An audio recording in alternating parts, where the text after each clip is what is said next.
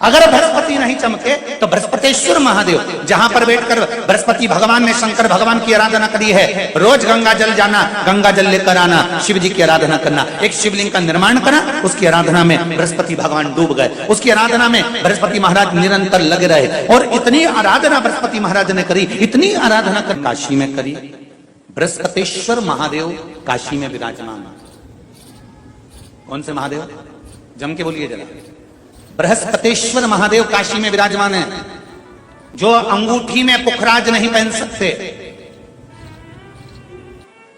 जिनकी भाग्य रेखा उल्टी चल रही हो, बृहस्पति चमक ही नहीं रहा हो, जिस काम में हाथ डालते हैं वो काम पूरा ही नहीं होता हो, तो एक बार काशी जाना, बृहस्पतेश्वर महादेव का स्पर्श करना, उनका अभिषेक पूजन करना और उनका स्पर्श कर एक बेलपत्र ब्राह्मण देवता से मांग कर लेकर जाना कि इन बृहस्पतेश्वर महादेव से मुझे एक बेलपत्र दे दो।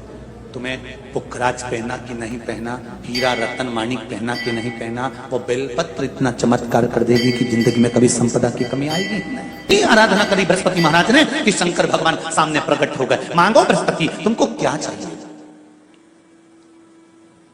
कुछ नहीं, केवल आपका भजन। नाम रख दिया, तुम्हारा नाम बृहस्पति रहेगा। बृहस्पति भगवान का एक नाम बृहस्पति भी रख दिया और तुम साधारण नहीं रहोगे। तुमने मेरी आराधना करी है तो देवताओं के गुरु बनकर विराजमान होगे। इतनी भी परेशानी चल रही हो, थोड़े दिन बाबा की जो जलाधारी है, इस जलाधारी पर हल्दी का थोड़ा सा लेपन करिए। हल्दी का लेपन कर कर जिस पात्र से शिवजी को जल चढ़ाओगी, उसी पात्र पर अपनी 3 उंगलियों का स्पर्श हल्दी का कर कर फिर बाबा को कुंदकेश्वर महादेव के नाम से जल चढ़ाना प्रारंभ करें। जो हल्दी का लेपन आपने जलाधारी पर करा है, उसी जलाधारी की एक उंगली कलश पर लगाकर लेकर आओ। घर के अंदर जब प्रवेश करो या व्यापार में प्रवेश करो तो जो कलश पर हल्दी लगाकर लाए हो, वही दरवाजे के ऊपर थोड़ी सी मात्रा में कुंदकेश्वर महादेव के नाम से लगाना प्रारंभ कर दो। कैसी भी चिंता हो, 7 से 8 दिन में वो चिंता समाप्त होगी। पूजा में 2 चीजों का होना बहुत जरूरी है, बहुत ध्यान देना। एक, जब कोई भी विद्वान ब्राह्मण आपके घर में पूजन कराने आते हैं, कोई भी विद्वान ब्राह्मण जब आपके घर में पूजन करते हैं, कोई विद्वान ब्राह्मण जब आपके घर में पूजन करने के लिए आते हैं, पूजन कराते हैं, सबसे पहले दीप प्रज्वलित करते हैं। क्या प्रज्वलित करते हैं? दीप। आप भगवान के मंदिर में जब पूजन करें, आप जब अपने घर में भगवान की जब पूजन करें, तो आप स्तुति, पाठ, मंत्र, साधना, जप, अनुष्ठान सब बाद में सबसे पहले एक दीप प्रज्वलित करो। पूजन में दीपक होना बहुत जरूरी है। और दूसरा है, ऐसी कोई पूजन नहीं जिसमें महादेव नहीं। अगर जिस पूजन में शंकर नहीं होंगे, वो पूजन कोई देवता स्वीकार नहीं करता, कोई देवता स्वीकार नहीं करेगा, उस पूजन का कोई फल नहीं जिसमें शिव नहीं है।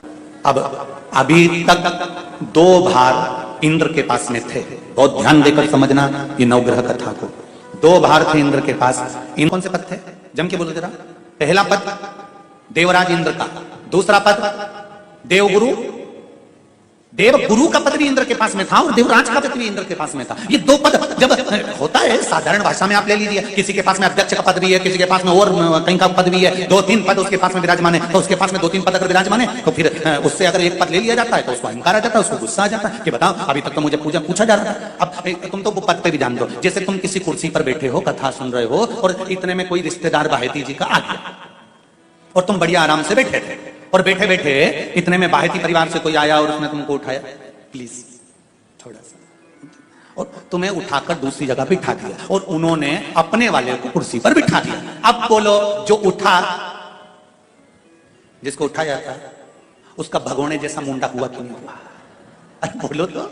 अपन दूर कथा नहीं जाते, कथा अपने ऊपर लेके चलो कि अपन कैसे समझें इस कथा को। बहुत अगर गहन तत्व की कथा सुनेंगे तो समझ में आएगी नहीं। यहाँ से सुनी, यहाँ से निकाल दी, बच्ची कुछ दी, ऊपर से निकल गई और मालूम पड़े थोड़ी देर बाद माताएं कुर्सी पे बैठी बैठी अब फिर तो अपन तो अपने पर लेकर चलो ना, कि जैसे कोई आप कुर्सी पर बैठ गए और इतने में इनके रिश्तेदार कोई आए और आने पर उन्होंने कहा दिया तुम यहाँ से उठो दूसरी जगह जाके बैठो, इतने में तुमको बुरा लग गया, बुरा लगा, मुंह भगोने जैसा हो गया, गुस्सा आ गया। उसी तरह इंद्र के पास में दो सत्ता थी, एक देवराज इंद्र थे और दूसरे गुरु का पद भी इंद्र के पास में था। देवताओं के गुरु बनकर इंद्र घूम रहे थे, पर अब उल्टा हो गया। शंकर भगवान ने बृहस्पति महाराज को देव गुरु बना दिया। अब जैसे देवगुरु बनाया तो इनका इंद्रदेव का मुंह, अरे वो बोलो तो तुम भगोड़ ऐसा हो गया, कुर्सी उतरी कि मुंह भगोड़ा उड़ा, तो गुस्सा तो गुस्सा। इतने में इंद्र ने, बृहस्पति महाराज देवगुरु बन गए, इंद्र सिंहासन पर बैठे थे, अप्सराओं का नृत्य देख रहे थे। वहीं से देवगुरु बृहस्पति का आगमन हुआ। बृहस्पति महाराज जैसे ही आए तो इंद्र तो सिंहासन पर बैठकर पूरा अप्सराओं का नृत्य देख रहे थे। उनको देवगुरु बृहस्पति से मतलब ही नहीं था। कोई स्थान नहीं, कोई सम्मान नहीं, कोई आदर नहीं, कोई आदर नहीं। जिसको घर के बड़े बुजुर्ग सम्मान देते हैं, घर के बच्चों का भी फर्ज है कि उसका सम्मान बच्चे करें। सही है कि गलत है?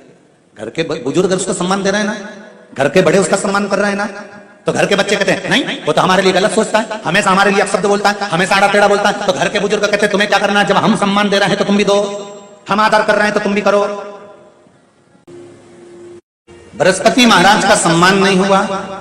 बृहस्पति महाराज वहां से उठकर चले गए, बोले नहीं। जो समझदार होता है वो तुरंत कह देता है कोई बात नहीं, मैं चले जाता हूं। कोई मुख पर क्रोध नहीं, कोई चिड़चिड़ प्रवृत्ति नहीं, कोई अपशब्द नहीं। एक बात मैं आप सबको कहना चाहूंगा, किसी जगह पर यदि आपका अपमान हुआ है, बहुत ध्यान देना जरा, कथा थोड़ी भारी है पर समझ लोगे आप। किसी जगह पर यदि आपका अपमान हुआ है तो आप भगवान शंकर को धन्यवाद देना कि मैंने पूर्व में किसी का अपमान करा होगा तो मेरा हिसाब आपने इतनी जल्दी बराबर कर दिया है, इतनी जल्दी बराबर कर दिया। ये थोड़ा सा अपमान मेरा कराया, मेरा हिसाब बराबर हो गया। कोई गाली दे रहा है, देने दो, शंकर भगवान को धन्यवाद देना, बाबा बड़ी कृपा करी, मैंने पूर्व में इसको गालियां दी होंगी, अपशब्द कहा होगा तो इसने मुझे पलट कर गाली दे दी, अपशब्द कह गए। ये तेरी कृपा है, ये तेरी दया। और जब तक तेरी करुणा, तेरी कृपा, तेरी दया नहीं हो तब तक कुछ हो ही नहीं सकता। तेरी कृपा।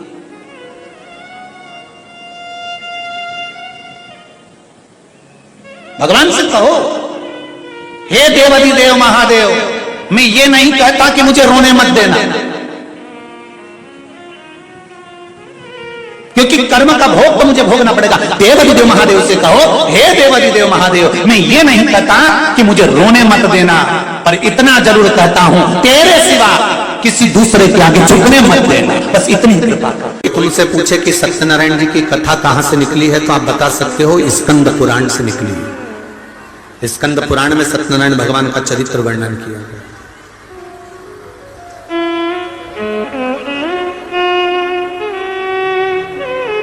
कितने लोग हैं जिनके यहाँ सत्यनारायण भगवान की कथा होती है? कभी तो हुई होगी, हुई है? चलो रखो।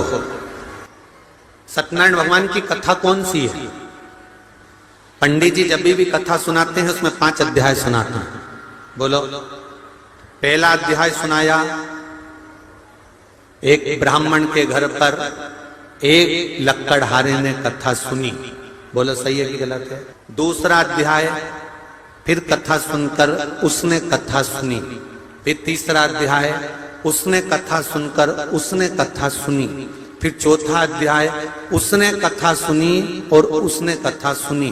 पर वो कथा थी कौन सी? जो सत्यनारायण जी की थी, जो सबने सुनी, पर आज तक वो 5 अध्याय में नहीं आई।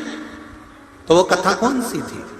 तो कोई तुमसे पूछे तो कह देना, शंकर भगवान को जानने के लिए ब्रह्मा और विष्णु ने ढूंढना प्रारंभ करा।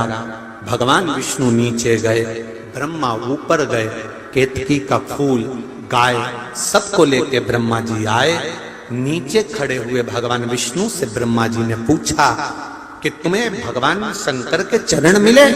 तो भगवान विष्णु ने कह दिया कि मुझे चरण नहीं मिले। शंकर भगवान के सामने भगवान नारायण ने सत्य बोल दिया था, इसलिए उनका नाम सत्य नारायण हो गया। तब भगवान विष्णु ने जैसे ही सत्य बोला तो 33 कोटि देवताओं ने पुष्पों की वृष्टि करी, हाथ जोड़कर स्मरण करा, स्तुति करी। एक सुंदर कलश को सजाकर उस पर श्रीफल रखकर आम पत्र को लगाकर केल पत्र के साथ में भगवान विष्णु की आराधना करना प्रारंभ करी। और भगवान विष्णु की जब आराधना करी तो यही आराधना जब करना प्रारंभ करे तब उनको कदली फल मेवा का भोग लगाया, क्योंकि तुमने सत्य बोला है। सत्य बोलने वाले की पूजन संसार में होती रही है, इसलिए भगवान नारायण की उस दिन से पूजन प्रारंभ हो गई। अब कोई तुमसे पूछे कि सत्यनारायण जी की कथा कौन सी थी, तो तुम बता देना कि कथा ये थी, और वो 5 अध्याय तो कथा के क्रम के। आपने जितनी बार भी सत्यनारायण जी की कथा सुनी होगी उसमें बताया होगा उन्होंने कथा करवाई तो उन्होंने कथा करवाई तो उन्होंने कथा करवाई। वो कथा कौन सी थी? वो कथा ये। अब भगवान विष्णु ने ब्रह्मा जी से पूछा, आपको भगवान शंकर का सिर मिला? हाँ। आकाशवाणी हो गई शिवलिंग में से, ये ब्रह्मा झूठ बोल रहा है। दुनिया के सारे मंदिर में, दुनिया की सारी भूमि पर, दुनिया की सारी जगह पर जाकर झूठ बोलोगे चल जाएगा, पर शंकर भगवान के सामने झूठ बोलोगे तो जिंदगी नरक जैसी निकल जाएगी, पूरी जिंदगी। ये अदालत, ये पंचायत, ये पंच, ये तो सब बाद में बने। इससे पहले तो गांव के लोग निर्णय कराने के लिए शंकर जी के मंदिर लेके जाते थे। बोलो रे, जितने बैठे हो पुराने, सबको मालूम होगा। जरा सा कोई काम बिगड़ा, चल शंकर जी के मंदिर में उठा गंगा जली और कह दे कि तूने ऐसा नहीं करा। ना पहले पंचायत होती थी, ना पहले अदालत होती थी, ना कोई निर्णायक मंडल होता था, केवल एक निर्णय होता था, शंकर जी के मंदिर में ले जाकर खड़ा कर देते थे और उठा गंगा जली और कह दे तूने ये नहीं करा। कारण क्या था? क्योंकि स्कंद पुराण, शिव पुराण, गर्ग संहिता, लिंग पुराण, नर्मदा पुराण, पद्म पुराण, सारी पुराण एक बात कहती है कि दुनिया में कहीं पर भी झूठ बोल लो, पर शंकर के द्वार पर झूठ मत बोलना। शिव के द्वार पर झूठ बोला तो जिंदगी नरक हो जाएगी। ब्रह्मा जी ने शंकर जी के सामने झूठ बोल दिया। और क्या झूठ बोला? कि मुझे शिव जी का सिर मिल गया। ब्रह्मा जी ने जैसे बोला तो शंकर भगवान ने कहा ब्रह्मा तुम झूठ बोल रहे हो। ब्रह्मा जी ने बात स्वीकार नहीं करी। ना मानो तो केतकी के फूल से पूछो। केतकी के फूल से शंकर भगवान के सामने भगवान विष्णु ने पूछा, बोल केतकी, क्या ब्रह्मा जी को सिर मिला है शंकर भगवान का? केतकी के फूल ने कहा, ब्रह्मा जी ने तो सिर का दर्शन कब से कर लिया था। केतकी के फूल ने भी झूठ बोल दिया। शंकर भगवान की आकाशवाणी हुई, हे केतकी के फूल, हे केतकी के पुष्प, मैं तुझे श्राप देता हूं, सारे देवताओं पर तू चढ़ेगा पर शंकर भगवान पर कभी नहीं चढ़ेगा। अगर भूल से भी चढ़ गया तो 1000 गौ हत्या के बराबर दोष लग जाएगा। केतकी का फूल सारे देवताओं पर चढ़ता है पर भगवान देवाधिदेव महादेव पर कभी नहीं। खींचने के बाद दो उंगलियां खींचने के बाद एक उंगली का चंदन नीचे जब तीसरी उंगली से आता है तो हम नीचे, कितने भी नीचे अगर खड्डे में भी जा रहे हैं और कर्जे में भी जा रहे हैं, नीचे की उंगली अगर हमने बाद में लगाई है तो हमें ऊपर उन्नति की सीढ़ी पर महादेव चढ़ा ही देता है। ये निश्चितता है त्रिपुंड लगाने की, ये त्रिपुंड लगाने की निश्चितता है हमारी। शिव जी का एक नाम है निर्मलेश्वर महादेव। फिर से बोलो, निर्मलेश्वर महादेव। जब कोई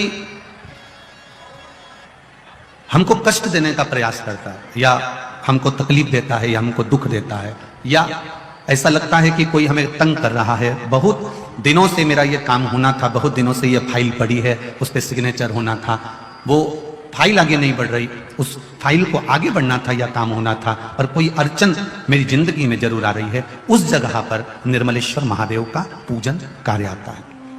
अब उसको करने के लिए अपने को कोई बहुत बड़ा मंडल नहीं बनाना है, हमें बहुत दिखावा नहीं करना है।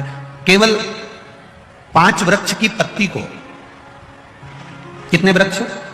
बस 5 वृक्ष की पत्ती और एक श्वेत पुष्प, सफेद कलर का पुष्प अशोक सुंदरी वाली जगह पर लगाकर चढ़ा देता है।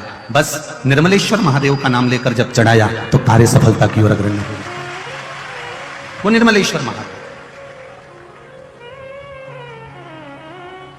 प्रत्येक जीव के हृदय में निर्मलता प्रदान करना, प्रत्येक जीव के हृदय में एक सुख का अनुभव करवा देना, प्रत्येक जीव के भीतर एक भक्ति का आनंद प्रदान कर देना। कहीं अगर आपको भी लगता है कि मेरा ये काम होना था, मैंने ये लोन लेने के लिए, मैंने कर्जा चुकाने के लिए, मैंने ये मकान बनाने के लिए, मैंने ये कार्य करने, तो 5 दुर्बा, कितनी दुर्बा? जम के बोलो जरा। 5 दुर्बा, 1 बेलपत्र। कभी अगर मौका मिले जीवन में, 5 दुर्बा, 1 बेलपत्र, 1 अक्षत, 1 चावल का दाना और तीनों पत्तियों पर लगा हुआ चंदन। बेलपत्र की जो 3 पत्ती होती है, इन तीनों पर लगा हुआ चंदन, दुर्वा, बेलपत्र, चावल का 1 दाना मध्य पत्ती पर रखकर, जब भी आप अपने हृदय से कोई सरकारी गतिविधियों में कहीं फंस गए हो, सरकारी कोई केस चल रहा है, कोई सरकारी चीजों में अगर तकलीफें आ रही है, तो शिव का नाम लेकर आप अपना कर्म जरूर करना, मेहनत जरूर करना, कर्म के साथ में शंकर पर विश्वास रखकर 1 अक्षत का दाना, 1 बेलपत्र, 5 दुर्बा हाथ में लेकर शिव का स्मरण कर कर श्री शिवाय नमस्तुभ्यम कहकर, अगर श्री शिवाय नमस्तुभ्यम भी नहीं कह सकते, पंचाक्षर मंत्र नमः शिवाय, षडाक्षर मंत्र ओम नमः शिवाय, या फिर श्री शिवाय नमस्तुभ्यम बोलकर शिव को जो स्थान आपको बताया है, स्थान देखा ना, फिर ध्यान देंगे, अशोक सुंदरी से शिवलिंग के बीच की जो खाली जगह है, देख रहे हो आप लोग? एलईडीओं पर ध्यान देना, एलईडी और अपने अपने मोबाइल पर अगर आप कथा सुन रहे हो, या यहाँ पंडाल में कथा सुन रहे हो, या आस्था चैनल पर सुन रहे हो, तो वहां शिवलिंग, अशोक सुंदरी का स्थान, बीच में जो खाली जगह है, इस खाली जगह पर बेलपत्री और दुर्वा का जो पीछे का भाग है, वो पीछे का भाग अशोक सुंदर की ओर होना चाहिए, अशोक सुंदर की ओर उसका भाग हो जाए, और पत्ती को इस तरह से शिवलिंग और जो खाली जगह है उसके मध्य में रखकर, कोई सरकारी चीज के लिए, कोई प्रशासनिक चीज के लिए, कोई केस के लिए, कोई कानूनी कार्यवाही के लिए, कोई तकलीफ में घिरे हुए हो, तो उस स्थान पर यह बेलपत्र केवल 1 बार चढ़ाकर बाबा से विनती करना, बाबा उसको स्वीकार जरूर करेगा, कार्य सफल जरूर करेगा। 1 बेलपत्र शिव भक्ति के लिए, 1 बेलपत्र विचार कर लिया। कई माताएं कहती है मेरे बेटे की शादी नहीं हो रही, कोई कहता मेरी बेटी को ब्याह नहीं हो रहा, कोई कहता है हमारी बहू को संतान नहीं हो रही, कोई कहता है ये वाला रोग आ गया, बीमारी आ गई, ये हो गया, वो हो गया। हम उनसे कहते हैं तुम जब तक अपना समझ कर रखोगे, तुम कहोगी मेरे बेटे का ब्याह नहीं हो रहा, तो वो नहीं होगा, बेटा तुम्हारा है। तुमने कह दिया मेरी बेटी का ब्याह नहीं हो रहा, वो नहीं हो रहा क्योंकि बेटी तुम्हारी है। तुम कह रहे हो मेरा रोग नहीं मिट रहा, तुमने जान लिया कि रोग मेरा है। तुम कहते हो मेरे यहाँ संतान नहीं हो रही, मतलब तुम जानते हो कि मेरा है। जिस दिन तुम्हारे मुख से ये शब्द मेरा निकलना बंद हो जाए और निकलने लगे महादेव तेरी बेटी की शादी कब करेगा, महादेव तेरे बेटे का ब्याह कब करेगा, महादेव तेरे घर की बहू आई है उसको छोरा कब देगा, महादेव तेरे बल पर रोग आया है तू कब हरेगा, तो महादेव भी कैंसर जैसे रोग को मिटा देता है। द्वादशी के दिन चावल क्यों खाओ? क्योंकि द्वादशी के दिन जब हम चावल का पहला गासा खाएंगे, चावल का गासा जैसे हमारे मुंह में जाएगा, तो जितने जीव उस चावल में रहेंगे उसको हमारी 1 दिन पहले की एकादशी का पुण्य मिल जाएगा, और वह जीवों का फिर जन्म नहीं होता, वो मोक्ष पा जाते हैं, उनकी फिर